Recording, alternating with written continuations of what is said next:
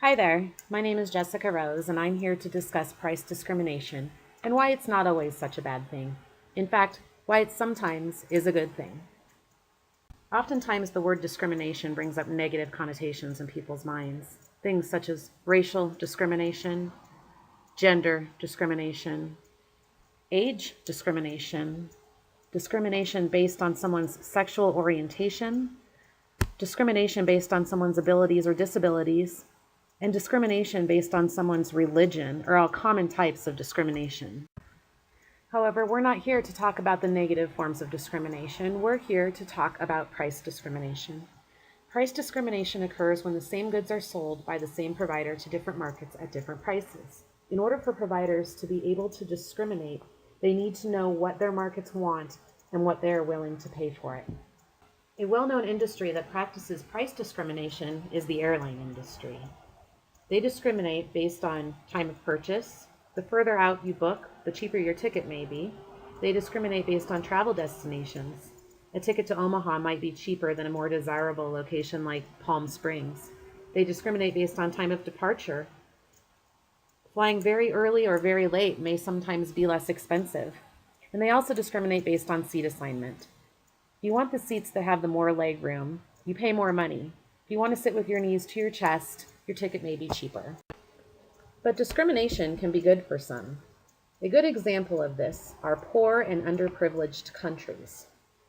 Drug companies practice discrimination in this way often. Say that they are the only company to produce a drug that treats a disease that, if left untreated, could kill. This drug costs the company about 20 cents a pill to manufacture. The company sells it in the United States for about $15 a pill. They also sell it in Malawi, but they only charge about 75 cents a pill because they know that people of Malawi would never be able to afford it if it were $15. Because of this policy, the drug company is able to help people worldwide as well as make a profit. Companies do have to be mindful of something called arbitrage when practicing price discrimination.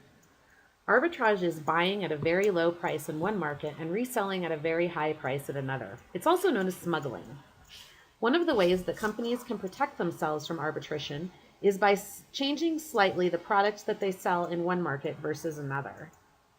They might change the look of it, maybe the color or the shape, or they might add a distinguishing character or mark such as a serial number. Either way, by doing this, they will be able to know if something is being bought at their low market price and being brought into their high market and resold at their high market price. Once they have been able to determine this, they can track it back and try to find the person who is smuggling. Another common area for price discrimination is through senior and/or student discounts. Companies offer these discounts to markets to encourage participation where it otherwise would not or could not be considered, because these markets commonly live on fixed incomes.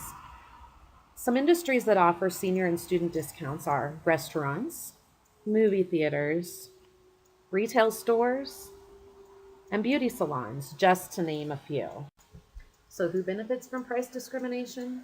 There are many markets that benefit, such as the before-mentioned frequent flyers, the underprivileged, senior citizens, starving students, and of course, let's not forget the companies who are selling the goods and services. Companies spend a great deal of time and resources studying their markets so that they were able to adjust prices and still make a profit. So you see, price discrimination isn't such a bad thing after all. Many, many markets can benefit from price discrimination. In fact, it's a very common practice.